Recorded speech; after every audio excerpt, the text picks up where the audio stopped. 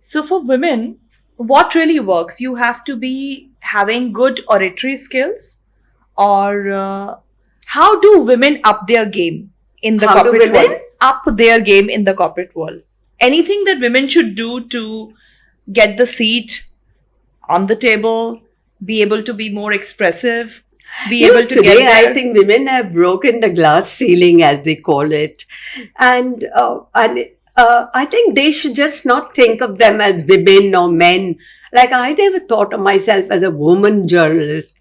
I thought of myself as a journalist. So I just went ahead, and I think women should do that. It's ridiculous to think that you're an inferior human being because you're a woman. Right. You're as good as any man, because there's so many dumb men also. Well said. Not really that I know a lot of dumb men. I also have worked with very, very intelligent men also. But yeah, of course. Likewise, in any gender, they could be good, bad, great, little But less. you're a terrific woman. I mean, just read about you. So, Olga There's ma'am, nothing. You've done such fantastic things. thank you so much. But coming back to your life, I want to draw your attention to your early days of journalism. How were you building your teams? As you said that there were very less women who came forward to become journalists. This was not the first, immediate career any woman would think of. So, how were you able to build your team? Who did you work with? Any Okay. instances? Like I said, I started my career in the Onlooker magazine. First, I was a proofreader. I started right from the beginning. I was a proofreader. And then I graduated to subbing and then reporting. And so this Onlooker was a society magazine. So you had to attend all these parties. And so that's how I was able to build my connections, because you met these people at parties, so you knew them. And uh, there was this golf page. So you met golfers, you met all kinds of people. Right.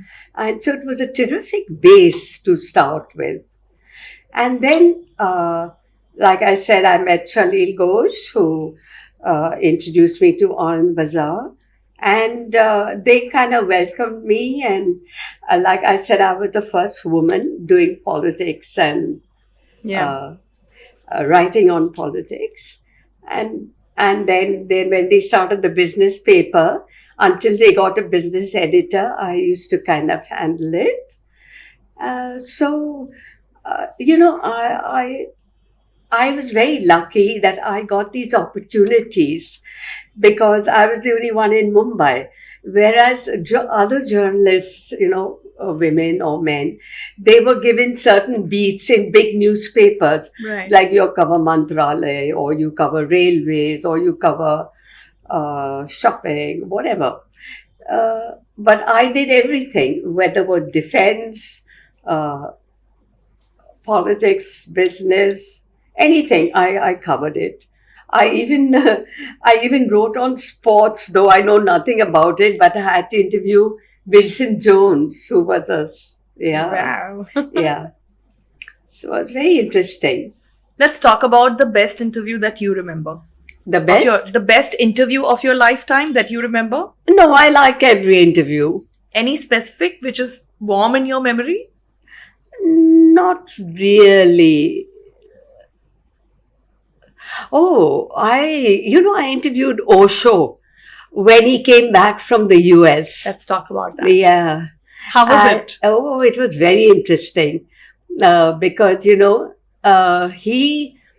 was telling me how uh, he was hounded out of the US because, how their missionaries used to come here and be deal with our poor. Yeah. But he in the US dealt with the richest of the rich.